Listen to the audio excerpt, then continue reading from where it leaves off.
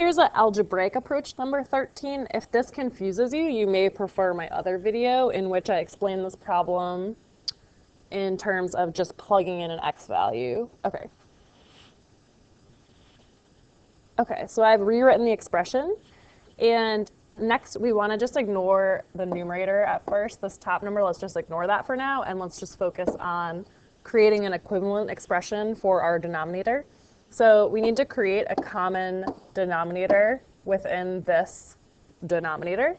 So it's advisable just to multiply the two binomials in the denominator by each other. So that would give you x plus 2 times x plus 3 in the denominator. I've written out a very simplified version of this problem here, so I just replaced each of the binomials in the denominator with just simply a and b, just to show a very simplified, reductive version of this question. Okay, so now we need to create an equivalent to 1 divided by x plus 2. So we look at our denominator and we ask ourselves, what do we have to multiply 1 over x plus 2 by so that our denominator has this x plus 3 in it as well? So what we're going to do, I'll just write it here briefly. We're going to multiply times x plus 3 over x plus 3. Because this retains the original meaning, it's just an equivalent expression, because remember that any term divided by itself is just 1, so really we're just creating an equivalent expression. So now we have 1 over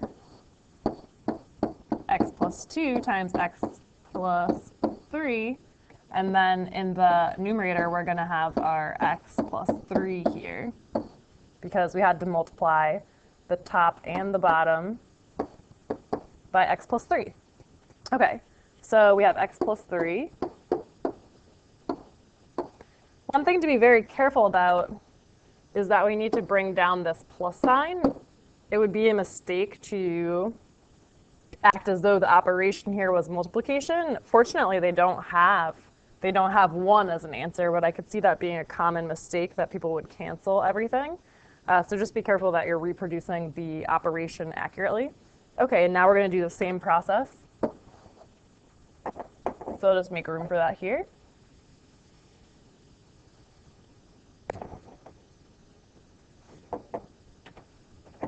Okay, so we want to express this with a denominator of x plus 3 times x plus 2.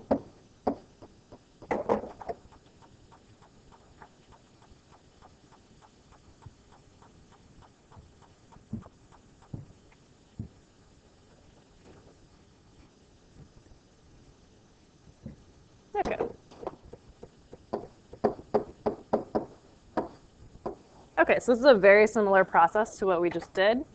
We already have the x plus 2, so we have to multiply by x plus 3.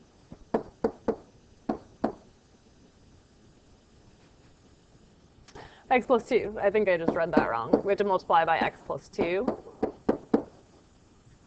So that will give us x plus 2 over the common denominator that we have here.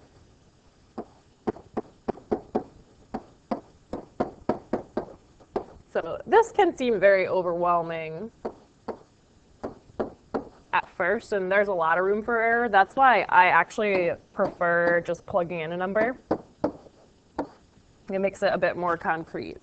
Okay, so we're most of the way there now.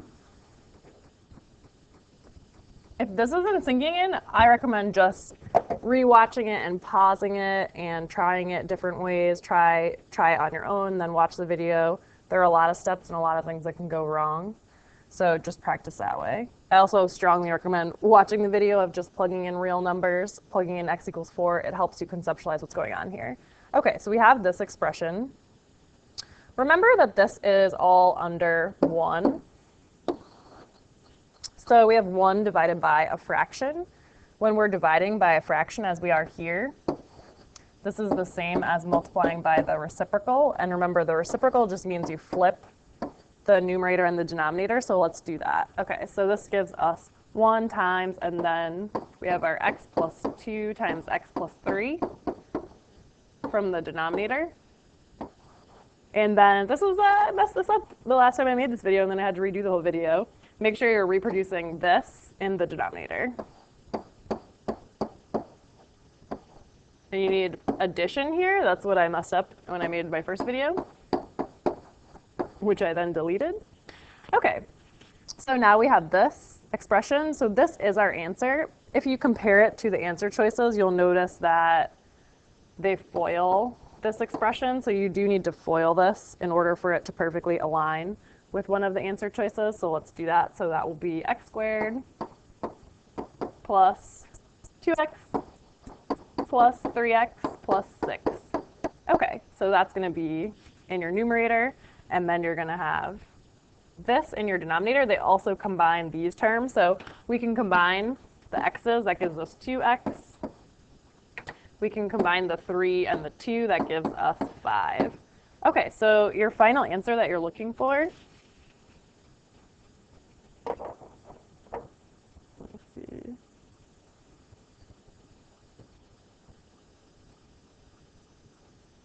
Okay, so your final answer will be this in the numerator and this in the denominator. So I'll just rewrite that here. So it'll be x squared. I'm going to combine the 2x and the 3x. So x squared plus 5x plus 6 in your numerator on top. And then in the bottom, 2x plus 5. And you can see that that is perfectly answer choice B.